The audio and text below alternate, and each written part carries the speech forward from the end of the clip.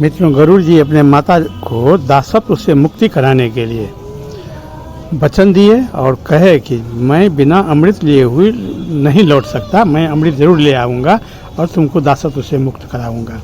और गरुड़ जी चले अमृत लाने के लिए देवलोक।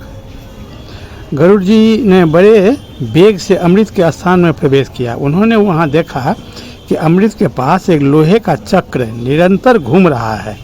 उसकी धार तीखी है, उसमें सहस्त्रों अस्त्र लगे हुए हैं। वह भयंकर चक्र सूर्य और अग्नि के समान जान पड़ता है। उसका काम ही था अमृत की रक्षा करना। गरुड़ जी चक्र के भीतर घुसने का मार्ग देखते रहे। एक क्षण में ही उन्होंने अपने शरीर को संकुचित किया और चक्र के औरों के बीच होकर भीतर घुस गए। अब उन्होंने देखा कि अमृत की रक्षा के लिए दो भयंकर सर्प नियुक्त हैं। उनकी लपलपाती जीभें, चमकती आंखें और अग्नि की सी शरीर कांति थी। उनकी दृष्टि से ही विष का संचार होता था। गरुड़ जी ने धूल झोंककर उनकी आंखें बंद कर दी।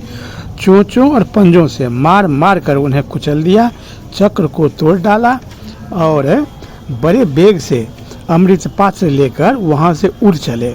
उन्होंने स्वयं अमृत नहीं पिया, बस आकाश में उड़कर सर्पों के पास चल दिए। आकाश में उन्हें विष्णु भगवान के दर्शन हुए। गरुड़ के मन में अमृत पीने का लोभ नहीं है, यह जानकर अविनाशी भगवान उन पर बहुत प्रसन्न हुए और बोले, गरुड़, मैं तुम्हें वर देना चाहता हूँ, मनचाही वस्तु मांग लो। गरुड़ ने कहा, भगवान, एक तो आप मुझे अपनी ध्वजा में रखिए, दूसरे मैं अमृत पिए बिना ही अजर अमर हो जाऊं। भगवान ने कहा, तथास्तु। गरुड़ ने कहा, मैं भी आपको वर देना चाहता हूँ, मुझसे कुछ वर मांग लीजिए। गरुड़ जी ने भी भगवान को वर देना चाहे। तब भगवान ने कहा, तुम मेरे वाहन बन जाओ। गरुड़ ने ऐसा ही होगा कहकर उनकी अनुमति से अमृत लेकर यात्रा की। अब तक इंद्र की आंखें खुल चुकी थी। उन्होंने गरुड़ को अमृत ले जाते देख क्रोध से भरकर वज्र चलाया। गरुड़ ने वज्राघात होकर भी हंसते हुए कोमल वाणी से कहा, इंद्र, जिनकी हड्डी से यह वज्र बना है, उनके सम्मान के लिए मैं अपना एक पंख छोड़ देता हूँ। तुम उसका भी अंत नहीं कर पा सकोगे। वज्राघात से मुझे तनिक भी पीड़ा नहीं हुई है। गरुड़ ने अपना एक पंख गिरा दिया। उसे देखकर लोगों को बड़ा आनंद हुआ। सबने कहा, जिसका यह पंख है उस पक्षी का नाम सुपर्ण हो। ये ऋषि मुनियों ने सुपर्ण का उपाधि दिया गरुड़ जी को। इंद्र ने चकित होकर मन ही मन कहा, धन्य है यह पराक्रमी पक्षी। उन्होंने कहा, पक्षीराज, मैं जानना चाहता हूँ कि तुम में कितना बल है, साथ ही तुम्हारी मित्रता भी चाहता हूँ। गरुड़ ने कहा, देवराज, आपके इच्छा अनुसार हमारी मित्रता रहे। बल के संबंध में क्या बताऊँ, अपने मुँह से अपनी गुणों का बखान, बल की प्रशंसा सत्पुरुषों की दृष्टि में अच्छी नहीं है। आप मुझे मित्र बनाकर पूछ रहे हैं तो मैं मित्र के समान ही बताता हूँ कि पर्वत, वन, समुद्र और जल सहित सारी पृथ्वी को तथा उसके ऊपर रहने वाले आप लोगों को अपने एक पंख पर उठाकर मैं बिना परिश्रम उड़ सकता हूँ। इंद्र ने कहा, आपकी बात 16 आने सत्य है। आप अब मेरी घनिष्ठ मित्रता स्वीकार कीजिए। यदि आपको अमृत की आवश्यकता न हो तो मुझे दे दीजिए। आप यह ले जाकर जिन्हें देंगे वे हमें बहुत दुख देंगे। गरुड़ जी ने कहा, देवराज, अमृत को ले जाने का एक कारण है, मैं इसे किसी को पिलाना नहीं चाहता हूँ। मैं इसे जहाँ रखूँ वहाँ से आप उठा लाइए।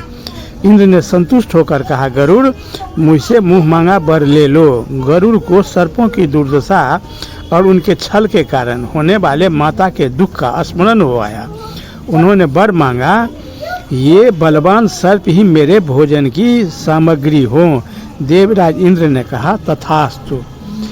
इंद्र से विदा लेकर गरुड़ सर्पों के स्थान में आए।